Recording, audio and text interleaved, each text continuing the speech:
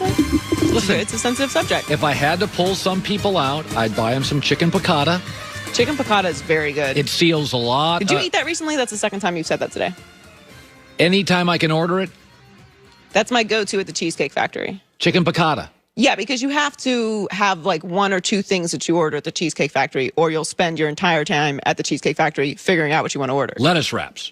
Lettuce wraps are good there. I've had them there. Sensational. Yep. I get the turkey chili there, or it's a white chicken chili, actually. Oh, delicious. The white chicken chili, add a little sour cream, or I get the chicken piccata. Well, I live in a state where you can't go to a restaurant, so That's true.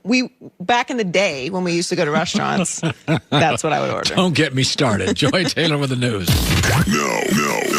Turn on the news. This is the Herd Line News. All right, I have a little treat for you, Colin. Treat? Yep.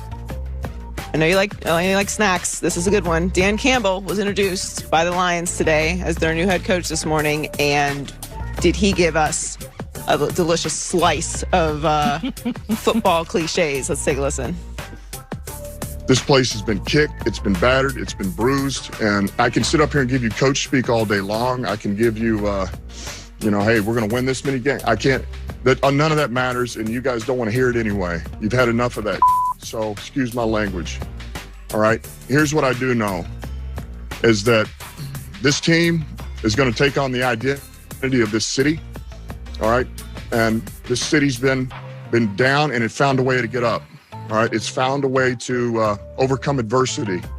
All right. And so this team's going to be built on, we're going to kick you in the teeth. All right. And when you punch us back, we're going to smile at you. And when you knock us down, we're going to get up. And on the way up, we're going to bite a kneecap off. All right. And we're going to stand up. And then it's going to take 2 more shots to knock us down. All right. And on the way up, we're going to take your other kneecap. And we're going to get up, and then it's going to take 3 shots to get us down. And when we do, we're going to take another hunk out of you. Before long, we're going to be the last one standing. All right? That's going to be the mentality. I don't know what I just watched. I don't even know. It's so good. Listen, you have to forgive me just completely dismissing that as utter nonsense. But no, Dan, actually, I would love to hear how you're literally going to fix the Detroit Lions. I'm not going to, I don't want to be negative. I'm a very optimistic person. But in this instance, I got nothing good to say here. Listen, I'm a very realistic person.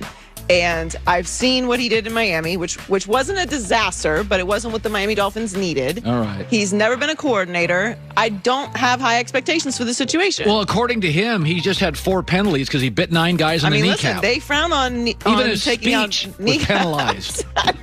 What is it? What did you tangibly say? Okay, yes, it's very fun to say and to gas up the fan base by talking about how tough you're going to be. But, what are you actually going to do? By the way, speeches are an indication of presidencies and coaches. Yeah. Adam Gase had a disastrous speech, not great. Stefanski had a great opening speech for Cleveland. He was good. Joe Judge, by the way, had a very good speech. He did. It had a little cliches. bit of extras in it. But that thing right there, his speech had 4 penalties in it. I mean, that was a WWE introduction. I got nothing. By the way, I got nothing against the WWE. Nothing against it. But you don't get penalty flags in WWE. Right. They want you to, they're hitting each other with chairs. I don't know. Listen, maybe it works out and we're wrong and make fun of us. I'm allowed to be wrong. I don't think I'm going to be, especially not in the first couple of years, because while all that sounds great, you actually need to do physical things. Yeah, I don't even tangible things to make changes. I don't think it sounded great. Well, I mean, I don't know. I don't know what Lions fans think. But has Belichick ever said I'd bite you in the kneecap? I don't even know what that means. You punch in the face and smile. Very. That's correct. I can't. Drew Brees' rib fractures and collapsed lungs were well documented this season, but apparently he was playing with more injuries than we knew about. His wife revealed on Instagram that he also played through a torn rotator cuff. What? And a torn fascia in his foot all year. Wow. That's pretty dramatic. That is. I got tendonitis in my elbow. I almost called in sick this week. Good you Lord. Had a rough go. Well, you're in PT right now, which is I'm going again today. My left side of my body's all bruised. Yeah, rehab is terrible. He missed 4 games with the rib fractures and collapsed lung, which we say as if that's nothing. By the way, I cracked a rib. It's still sore. He cracked 11, played a month later. He's playing, and he is getting hit with that injury. It's incredible. I don't know how he did it.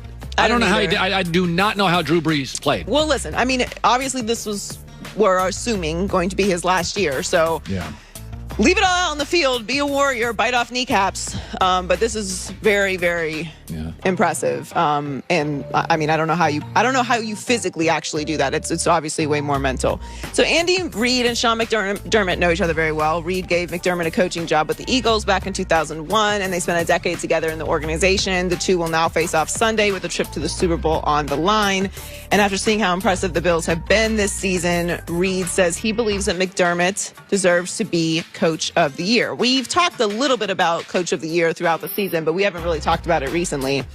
The Fox Bets odds for Coach of the Year have Sean McDermott as the favorite at plus 100, Brian Flores plus 150, Kevin Stefanski plus 700, Ron Rivera plus 1,500, and Matt LaFleur at plus 1,600.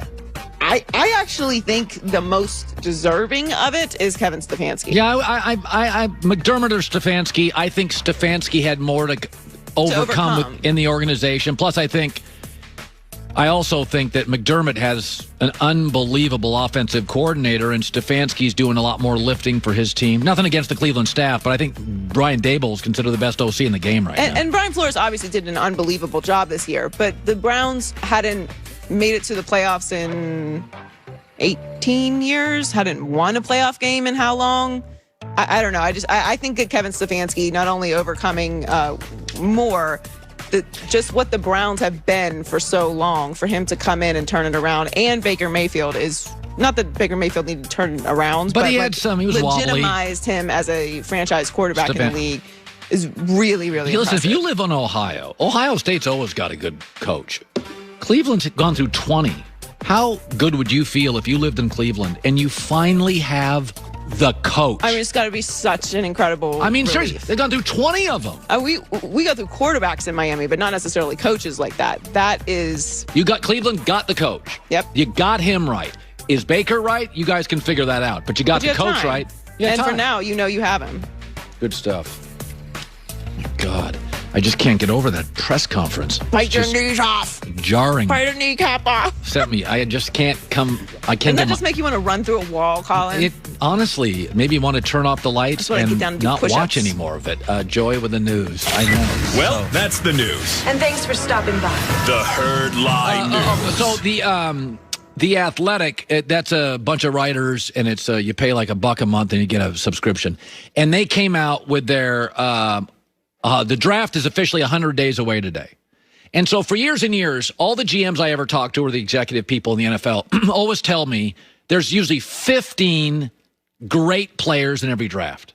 And then by the 16th, 17th pick, you'd rather actually trade out of it and get second round picks because you can pay them less. But there's always about 15 really special players. And the Athletic put up their 15, and, they put them in order of what they think the best is Trevor Lawrence, Penei Sewell 2, 3, Jamar Chase, the receiver LSU, Zach Wilson, quarterback BYU 4, Kyle Pitts 5, left tackle for Northwestern, Rashawn Slater 6, Devontae Smith, wide receiver, 2 receivers from Alabama. And there's a list. I'm not going to read through it for a radio audience, but I've always felt this. Every draft, and it's only 2 or 3 players. So if you go to the last 4 drafts, just the top 10 players, there's a lot more busts than you think. Just the top 10 players of the last 4 drafts. I counted 12 guys who are busts or really disappointing. Some other guys are just fine, but not great. So there's very few guarantees in the first draft. And I think this draft has 3 players that will be stars regardless of how bad the coach is, regardless of how bad the quarterback is. I don't think Jamar Chase, with a bad coach and a bad quarterback, is a Pro Bowler. I think this draft has 3 players that can't miss. It doesn't matter where they go. They're Hall of Fame level talents. Trevor Lawrence, the quarterback from Clemson, I think is 6'6", big arm, moves. He reminds me of a more slender Justin Herbert at this point, although he wouldn't have said that a year ago. I think he's got big game experience, big arm. The knock on him is he hasn't been challenged much. Yes, he has. He's played good teams. He played Alabama more than once. You could have said that about Deshaun Watson. He was rolling over everybody too. You're talented or you're not. So I think he's number one. The second guy I would say is the tackle for Oregon, Penei Sewell. Size, strength, reflexes. He was the best tackle. He just doesn't even look like defensive players. He doesn't look like anybody else on the field. I don't think he can miss. I just think they say his reflexes are that of somebody 25, 30 pounds lighter, length, size, feet, quickness. I just don't. It doesn't matter where he goes. He could go to Detroit. He's a Pro Bowl left tackle. The third is Kyle Pitts, the tight end for Florida. He is 6'6". he just doesn't. Look at this. Nobody in college looks like that physically. He could go anywhere. He could go to a bad quarterback, and he's a 70-catch, 10-touchdown guy. Those three guys, they call him at float. Look at him. They call him a unicorn. He looks like a defensive end that runs. So I think Trevor Lawrence, Penei Sewell, Kyle Pitts cannot miss. Regardless of the situation, they're Hall of Fame level talents, multiple-year Pro Bowls. But it's interesting. Go to The Athletic, 100 days out. They got their top 15 picks. And by the way, Mac Jones, the quarterback, Alabama, 40. Kyle Trask, quarterback, Florida, is 85. Mac Jones, quarterback, Bama, 40. Kyle Trask, 85. Doesn't matter where you go to school. The NFL doesn't care where you go to school. Can you play or not? And Kyle Trask for Florida's got a great offensive coach. He's got great weapons. They say he's the 85th best player. Not very athletic.